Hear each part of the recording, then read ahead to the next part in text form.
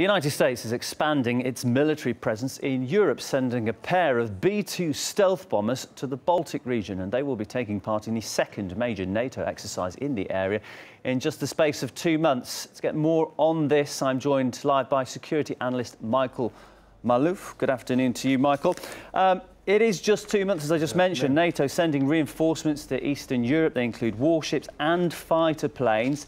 Is this just show? Will they really use them? What's the goal here?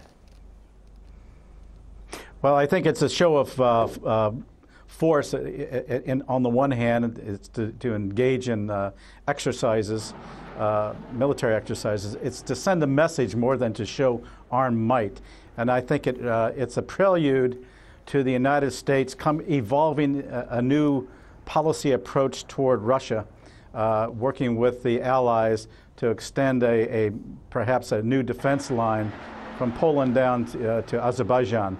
And the idea is to try and protect those areas and show that there is a commitment. Now, I think that because we lack resources in that region, it would take a considerable amount of effort to bring in many military forces there. Certainly, the Europeans do not have have not lived up to their NATO commitments and have not provided the necessary manpower and equipment and kept it updated. I think the exercises are to send a message, but I think more importantly, there's more going on behind the scenes politically to try and neutralize the Russian effort to move forward into those countries. And I think from the Russian standpoint, they don't want to see.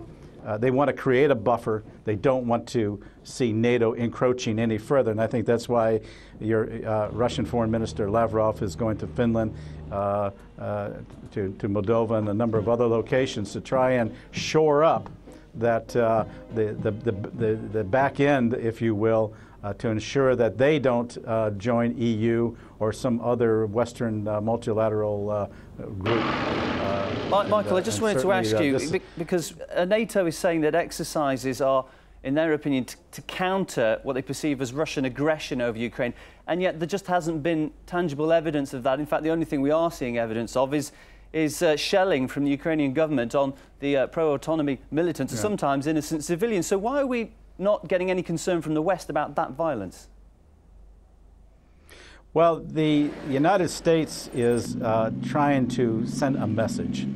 It's a message, I guess, that they don't want to see any further Russian gains inside Ukraine. Ukraine is going to be critical. It's regarded as a buffer by both Russia and the West. And I think Russia and the United States would be very content if Ukraine remained neutral. I think Russia is very concerned that Ukraine will join the EU, and this could create additional problems for Russia. I think the one thing that is really of concern to Moscow now, and the Americans know it, is the economy of Russia and how delicate it really is in terms of oil exports and what have you. The United States has a weapon other than the military at this point, which it could exercise, and that is the oil export, and be able to flood the market if they want to start becoming a net exporter. And they realize that the Russian economy is very dependent upon on oil and the price of oil.